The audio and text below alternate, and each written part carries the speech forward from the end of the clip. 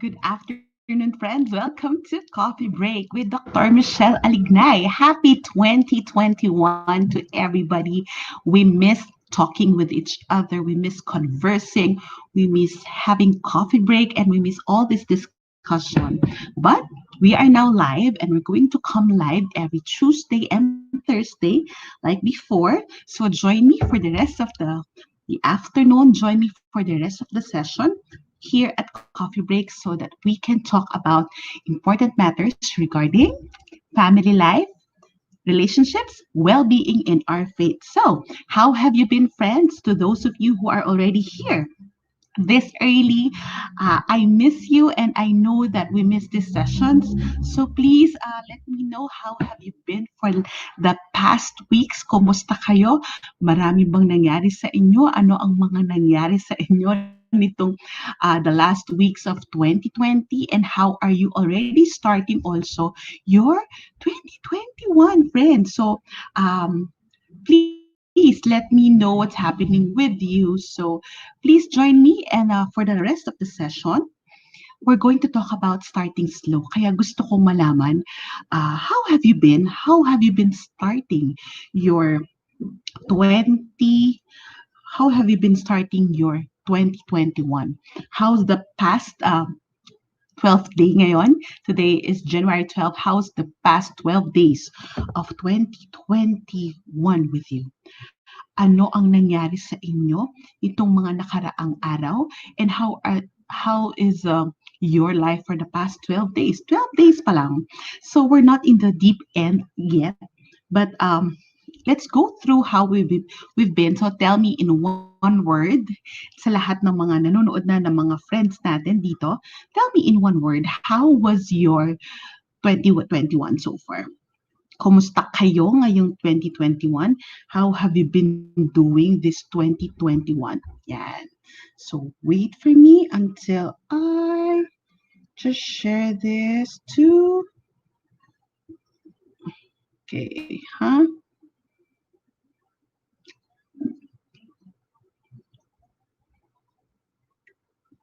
So how have you been this 2020? Tama bang ibig ko sabihin? 2021. Can you put there in the comment section kung ano nangyayari sa inyo and how can you describe your your your week, the start of the year so far? Because what the topic that I would like to speak with you about is actually to start slow. Hindi ba odd? Didn't you find it odd that I'm starting this year with a slow topic? And what do I mean by slow topic? Usually, pag nalaman natin na, okay, start of the year, what's the first thing that comes to your mind when we have the new year? Di ba? We need to have plans. Kailangan malinaw lahat. So, I don't know with you. I don't know what's going on with you. But I believe for the past years, that's the common conditioning that we have been having. So one of you, Maricel, said that 2021 started well for you. Well, good for you that you started 2021 well. But how have you been starting? Have you been starting your 2021? So I would like you to think about what do you think of the topic starting slow? And when we say slow, what's the first thing that comes to your mind? And I hope, friends, that you can engage with me. We can talk about what's really happening. Pag-usapan natin kung ano ba tong starting slow. What's the first thing that comes to your mind when you hear the word slow? Ano ang naiisip nyo when you say slow? Slow, mabagal. Turtles are slow. So, as we start the new year, we're going to start slow. And I think for many of us, it's odd because, hi, Jessie. Hi, Anna. Hi, Maria Lourdes. And then, relax. Jessie, relax. Contemplative. That's too deep, Jen, but that's nice. What else? Sino pa ang may word for slow? Hi, Kathy. Taking time. Okay. How many of you have started their last 2 weeks slow? Because I can relate very well. Savoring the moment. I love that. So let's look at those words. Relax, contemplative, slow and relaxed, taking time and savoring the moment. Exactly how I would like you to to reflect on those words. And when you think about those, hindi ba ito yung parang mga bagay na hindi naman nating nakagawian? When leisurely, when we say New Year, di ba? New Year kailangan tama yung simula, magandang simula, good vibes, and everything would be, everything will be clear, everything will be well planned. But what if right now we are still in the middle of the pandemic? Marami pa rin tayong mga bagay na hindi sigurado. And I would like to start coffee break this year by starting slow and then to ask you who's rushing now? Sino nagmamadali? I think the only one who's rushing is for us to have the vaccine. But are we rushing through life? Are we rushing through na lumabas? Are we rushing through to accomplish so many while in the middle of this home situation? And I would like you to reflect there. How are we conditioned growing up? I would like you to think about how are we conditioned with being slow? Because for me, when I think about slow, parang it's a negative thing. It's parang, ah, slow? Bakit kailangan bagalan kung pwede mo naman bilisan? Mabilis akong maglakad, mabilis akong magsalita, very obvious, and mabilis akong gumawa, mabilis akong mag-isip. But the past years, I appreciated and fully started taking time, enjoying slow moments. And I would like to continue on with that because I believe that is something that would be a way for us to support our well-being and a way to support us with everything that's happening. So starting slow, it's not bad. We are just conditioned that everything should be fast. Everything should be areglado. Um, Meron pa yung magmadali ka na ngayon para later you have more time. Pero there's another way of looking at it. I would like to take my time now so that I don't need to have that extra surge of energy. Remember, there's a quote that said, life is not a race, it's a marathon. When we have a race, naguunahan, but in the marathon, we start slow so that we have energy for later. I don't run hanggang yoga ako, but that's something that we can reflect about. And how can slowing down affect us? I would like to ask you, friends. Yan, tama yung sinabi mo, Liz, is that you, Miss Guevara? Uh, Maria Lourdes, you said slow, parang low motivation. Yes, but starting slow, I would like you to tweak looking at slow. Slow, it's not low motivation. Slow, it's not having what do you call this? Being lethargic. Slow is not tinatamad. Slow, it's taking things surely, it taking things time. And what Michelle said, hi Michelle, slow moments with God. That's possible. And if you look at that, what benefits can we have for slowing down? Ano yung beneficio? How will taking things slow would benefit us? And I would like us to reflect about it. Those how can taking things slow this 2021, and that's the mindset that I would like to invite you. So this afternoon I would discuss with you the benefits or how can taking things slow affect us. But on Thursday I'll discuss with you how to really take things slow. So now the first thing that I would like you to reflect about in taking slow is that uh, slowing down is a gift. Diba? Parang, yes, slowing down is something that not uh, slowing down. Yeah, starting slow is a gift. Slowing down is a gift. Starting slow, it's a gift. Why is it a gift? It's a gift because we are allowed to savor the moment. Somebody said that earlier, that when we start slow, it's like savoring savoring the moment. Ninanamnam. Can you say that with me, friends? Savor the moment. Di ba ang ganda rin sa Tagalog at ang ganda sa bibig? Ninanamnam bawat sandali. And there are just so many ways that we can do that. And I'll help you go through those ways later on. And then another thing is that slowing down, it's a gift because we didn't realize that this pandemic has taught us to really take things each day. Kasi we've been rushing through life. If you realize we've been rushing through life, I had my moments na gano'n that I would catch up. Like I would have a flight, pagdating mo dun sa destination, and then there will be people I talk with, just rest a little at the hotel, and then go na to a talk or go to a meeting, and then the following day there's a talk, and then meet some friends after, and then the following day you fly home. Tapos pagdating sa bahay, there's personal matters that I need to attend to, and then the following day, magre-rest ng konti, and then there, and then I leave far from the airport, and then that is really a bigger challenge also because half of my day, more than not naman half, if I leave early in the morning, I am at the airport kung sobrang aga kong aalis. But if not, it's gonna be crazy. And it's slowing down, it's a gift. This pandemic has taught us to really slow down. Slowing down, it's a gift. And it's also a way to retool ourselves. Can you say that?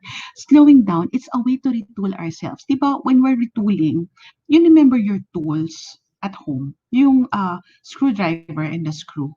Hindi ka pwedeng magmabilis sa pagsuot ng screw. Because minsan na may misplace, minsan na loose thread. Same way with slowing down.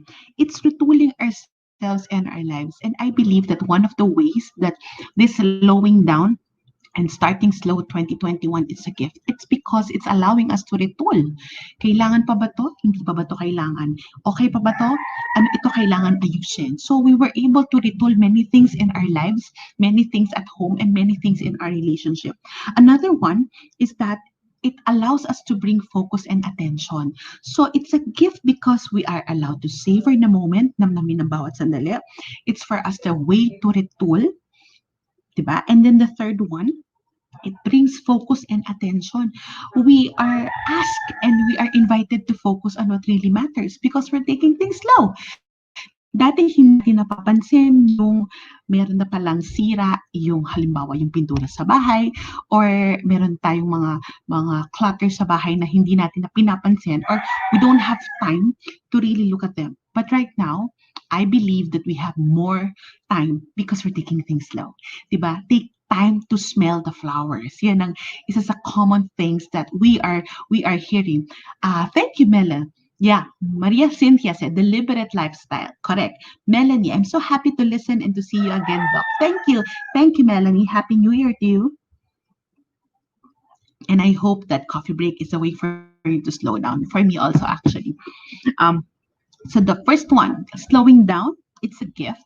And the second thing about starting slow helps starting slow supports our well-being. Yan yung kanina kong sinasabi. Hindi nyo ba napansin kung kailan kayo nagkakasakit? Can you recall last year or last year, 2019, kasi iba yung comparison ng 2020. Can you recall your 2019? When were the times that you got sick? Isn't it that these are the times that we are always rushing from work, to and from work, do home chores, manage the homes, attend to motherly or sisterly duties, sa lahat ng inaasikaso natin, dun tayo nasi-stretch. And if you look at it, slowing down and starting slow helps support our well-being. Kasi marami akong narinig, may sakit na pala sila, hindi nila napansin. Like they have a cyst, na this something happening in their hips, meron na silang perineal pain sa likod, pero akala nila wala lang. Take note of it. Akala wala lang. Why? Because many times our body is running on adrenaline. At pag adrenaline yung nagra-run na hormone sa body natin, hindi natin napapansin na may masakit pala. But when we start slowing down, we realize na there are pain there's something. And then that's allowing us to look at it closely on where could it be coming from. This pandemic, I found a pain in my hip that is connected to the way I sleep, di ba? But because when we slow down, nagbago yung pattern natin. Naramdaman natin lahat. And then slowing down, it's it's it really supports our well-being because we are able to manage stress better. Hindi ba mas maayos natin na ma-manage yung buhay, and then it can also help us cope with the overwhelming demands of life. Slowing down can help us with the overwhelming demands of life. Ang demands ng buhay hindi nawawala.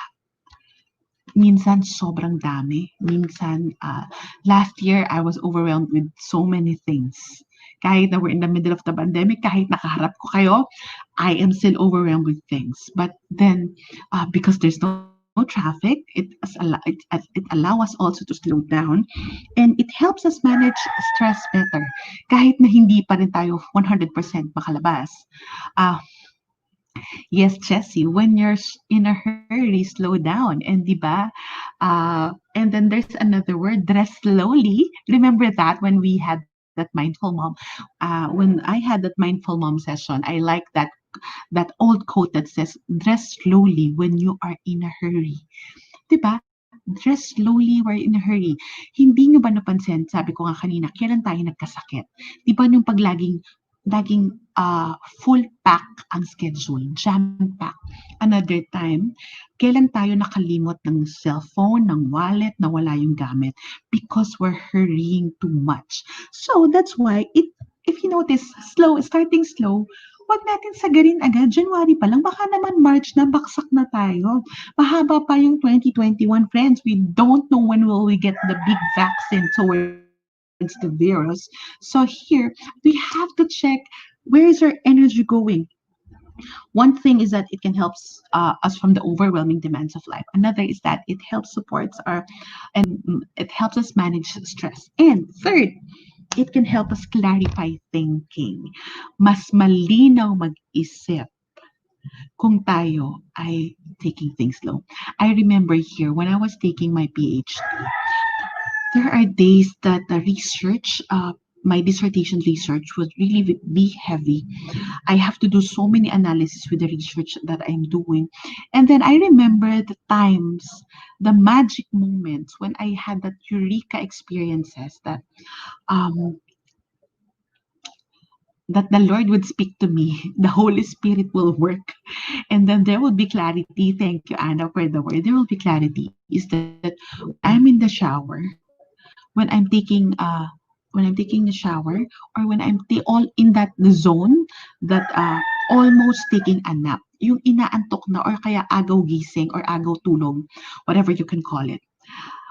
And then I realized, and then minsan naman, it's just, going to the bathroom to take a bathroom break, to pee. And then there are several times that the biggest breakthrough in my research analysis was when I was in the bathroom. And then I have two friends who are my research assistants then that were helping me. And then I was tawag na, they were my good friends, Roan and Tin. And I was in the bathroom about in one day, I will take a bathroom break, and then we were here at the sala. And then whenever I would go to the bathroom, there are moments that I would jump out of the bathroom, literally, and then exclaim to them, I know now, I realize na, I know that, I know already, na-unlock ko yung concept. Why? We are in a much relaxed state. We are in a much sublime mood. We have clarity because we declog our heads. And then, di ba, going to the bathroom, who's rushing going to the bathroom? You need to take it slow. Who's rushing sleeping? Kaya sabi sa akin ng dalawa kong friends, sabi niya, Miss, siguro para matapos na po tayo sa analysis natin, why don't you just stay for a while in the bathroom and then just think there? So, friends, if you are already in the middle of, a jam-pack season, dahan-dahanin natin yung mga iniisip natin. Huwag natin sagarin. Kasi the more that we stretch, the more that it will be harder for us. So it can help us really clarify our thinking. And another one, I think this is very important. Slowing down helps support our well-being because it actually helps us tune into our emotions. Friends, ang emosyon ngayon, very critical. I think this is a whole topic altogether. But I will give you the tips on what to do with this next time, the next session. Why? I will just give you the why on a Tuesday and the how on the Thursday. So here, it can help us be attuned to our emotions. Minsan, we can think, I believe that many of us are guilty. Ayaw na natin isipin, ayaw na natin mag-emote, but sometimes our emotions will actually tell us what we need. And I always share that with you, not just sometimes. Most of the time, I tell you, emotions will point us to a need. So in our pre-pandemic life, let me use that. We tend to dismiss the emotion that we're feeling. Ako, ayoko na magalit, wala na akong time mag-emote. But right now, if we need to be in tune with our emotions, if we are lonely and then acknowledge na lulungkot ako, I'm just going to sit down and be curious with myself. And it's not about nag-i-emote or nag-i-emo ng matagal, but it's actually just sitting down and starting slow by reflecting. Your emotions would actually are invitations for us to reflect. Please remember, emotions are invitations to reflect about us, about the life and how we are affecting others, or how we are being affected by others or the circumstances. Emotions are actually invitations. Can you say that with me? So having said that, I hope that when we tune into our emotional well-being, when we say na, oh my God, I'm so stressed. Oh my, I'm afraid. I am so anxious at the moment, and maybe it's an invitation for you to slow down, not to be stuck, but to continue to stay in the process, to reflect for a bit and ask the Lord to tell you, what is it that you are inviting me to look into? And that's the invitation of the emotion. We cannot do that rush. Lord, bilisan mo. Sagutin mo na yung tanong ko. I need direction right here, right now. I think the Lord doesn't work that way. Sometimes the Lord can work in 3 months. Sometimes the Lord can just work in one shower. And it's not our time, His time. Okay? And the third one, slowing down filters our priorities. Take starting slow, it filters, starting slow, filters our priority. Ano ang mga bagay na sa tingin nyo na filter sa inyo in 2020, di ba? Starting slow, filters our priorities. So, ano na yung mga natanggal sa atin? Ako, let me be honest, natanggal na yung sabi ko, ng um, bawal akong bumili ng bag na hindi naman yata magagamit na or yung mga kaartehan na posibleng wala naman akong purpose habang nasa lockdown, 'di ba? Why would we add up to what we already have now kung we can just prioritize another one? We get to put off. I'm not saying get rid of. I'm just saying put off. Hindi muna ngayon yung mga non-essentials, 'di ba? Another, we get to choose the more important. Ano yung mas mahalaga? When push comes to shoves, kung 5 lang yung kasya sa budget, ano lang dyan yung kasya? I'm sure kuryente, internet connection, pagkain, at I hope kasama dyan yung supplements and vitamins natin, well-being, and maybe pag-aaral ng mga bata. So beyond that, marami munang hindi non-essentials. So I think that the lockdown, and this pandemic is an invitation for us to start slow because it actually filters our priority. So for example, this year, would you prioritize a big major travel knowing that there's a condition that we are not sure yet? I don't know with you if you have the means to do that and then go, but is it really essential? So we get to choose the more important. And you know what? Even the activities, we choose the glaring needs. Ang sa akin, it's glaring need, yung kailangan. And the ones that we value, either it's activities, either it's possessions, kung ano meron tayo. And ito, friends, aminin natin, slowing down filters. our priorities with relationships? Meron ba kayong mga na-filter na relationship ngayong 2021? Ngayong 2020, you realize, oh my, how come this is how it is? I thought we're close. I thought we're like this, but how come I cannot have that emotional support that I need from this person? The saddest thing that I've heard that in 2020, maraming mga marriages that are on the rocks and a lot of family relationships are also tested. But I hope that it helped you filter also which one is life-giving. And I hope it allowed you also to filter kung ano yung mga issues na isasama na natin in the pre-pandemic days and ano yung mga issues na i-work out natin or ano yung mga issues that we will just ask the Lord's help to heal from so that we can move forward together and start anew in our relationships. Ang haba ng sinabi ko. So sa relasyon, tatlong bagay. Isama na sa 20, isama na sa pre-pandemic year, to work on now or to start anew, to forgive each other and to start. So, yes, say yes kung meron kayong na-filter na relasyon. I am just curious. I am just curious. Are there relationships that's filtered? And because you slowed down, and because you realize that when you start slow and you are not going through the trends, not going through everything that the world is telling you, there are people na, hey, ito pala yung mas importanteng mga tao sa akin ngayon. Are there people like that? Yes, it becomes more meaningful relationships. Yun ang pinaniwala ko.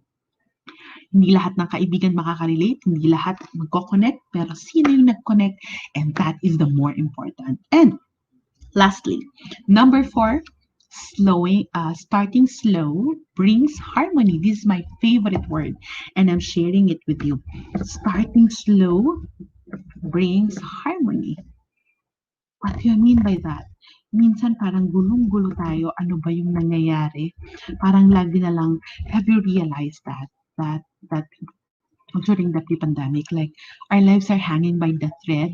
Parang yung sa groove ng normal life na lagi na lang traffic, lagi na lang ganito, wala na bang iba? So ito yung iba.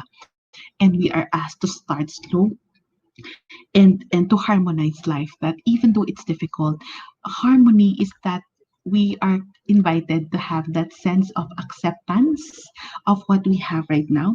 Another is that harmony is that inner peace na kahit na in the middle of the pandemic, kahit na I know I might have difficulty with work or there's uncertainty with work, there's a lot of concerns that I have to thread through, that I am at peace.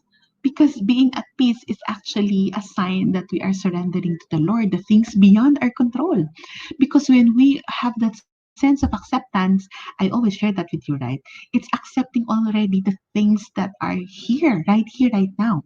And I hope wala na nagka-struggle sa atin, di ba? I think last year, many of us are still struggling with the new normal, with the realities. But right here, right now, I think that I hope we're not wrestling with life anymore. We are already harmonizing life. Friends, do not wrestle with life, harmonize life. Start slow to harmonize things. And I would like you to see, to accept and to invite inner peace. Diba? Parang ang hirap makuha ngayon ng inner peace. But knowing that we have done whatever we have, we can, or we have surrendered whatever we have, that is a sign that we are working on our own inner peace and we make peace with imperfections. Friends, madalas kong sabihin yan, it's making peace with imperfections also. And lastly, slowing down, when we say harmony, it also brings to mind mindfulness. And we are mindful, it's being attuned to the life now. We are attuned, anong nangyayari ngayon? Slowing down, it's not caring. It's not taking control. No, it's not. Starting slow and slowing down. When we start slow, it means we're just tuning in. Inaalam natin, ninanamnam natin. We are meaningfully creating the life that we would like. And you know what? there's never, they might be never a time in our lifetime that we can start slow living than now. We are in the pandemic. Whatever you have in your life, learn to start slow. It will support you. Slowing down, starting slow, it's a gift.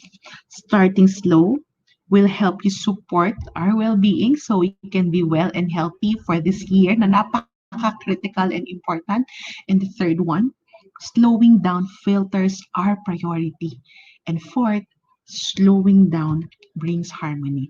And when we say harmony, I am not, maybe it's the harmony towards the people around us, towards life, but actually harmony, it's an inner process.